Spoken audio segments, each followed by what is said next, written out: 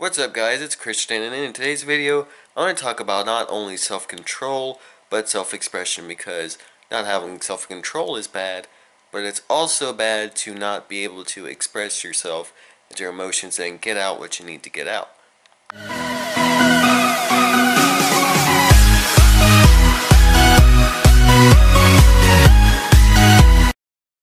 So first things first is to remember that your emotions, no matter what they are, in and of themselves are not sin and are not bad. Anger is not sin.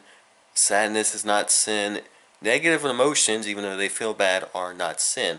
And the Bible is filled with self-expression of anger and sadness and pretty much every emotion there is.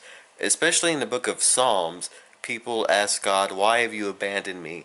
How long will your anger burn?" And in the book of Habakkuk, for example, the entire book itself is dedicated to Habakkuk asking God, why are the good people seemingly being oppressed while the bad people are seemingly flourishing and oppressing the good people and getting what they want?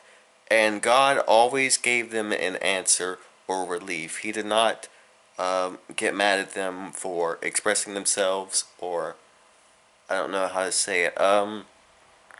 He didn't punish them for expressing themselves. He welcomed them to bring everything that they had inside to him, and he gave them answers and relief, or at least the endurance to endure whatever it is they were going through until they found a solution. Or even if they didn't find a solution, he gave them the endurance to at least endure what they were going through. And he did not abandon or forsake them. He was with them, and he was not disappointed at them. So it's important to know that your emotions, no matter what they are not bad. And an important thing that a lot of people don't realize is that expressing your emotions can help with self-control.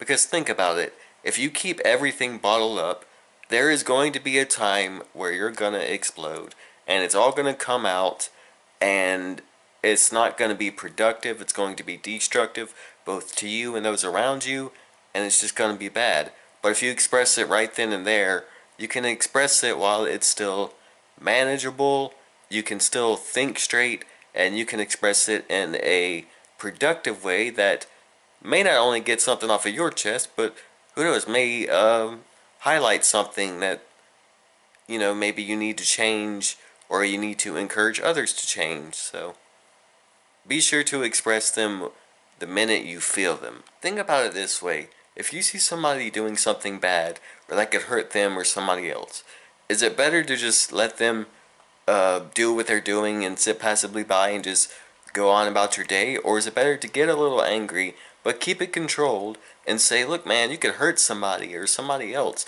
You need to stop what you're doing, and encourage them to stop. Obviously, the better option would be to tell them what they're doing is bad and encourage them to stop what they're doing.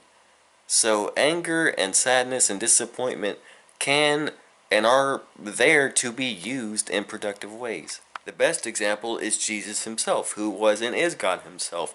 He wept bitterly. He got angry when people changed God's house of worship and just coming to God in worship and prayer into a den of thieves, as he called it, and just a place of marketing and just personal gain. He got angry and he flipped tables, and he expressed his anger, but in a productive way that would show people that, hey, you're turning God's holy temple that should be used for worship into a den of thieves and personal gain. He didn't hurt anybody, but he used his anger in a productive way, and he got angry. And no, I am not saying it is alright to go around flipping tables right off the bat.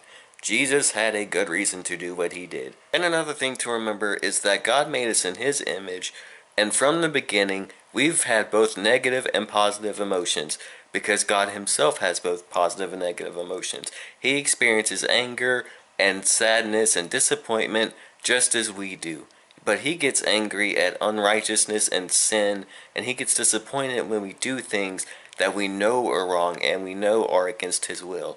But he is always merciful and loving, even in his anger, and so should we be. So with all this being said, don't be afraid to get angry, disappointed, sad, or whatever, but also remember to be loving and compassionate towards suffering and merciful towards even your worst enemies. I'll see you guys in the next video, and as always, I love you all so much, and God bless, guys.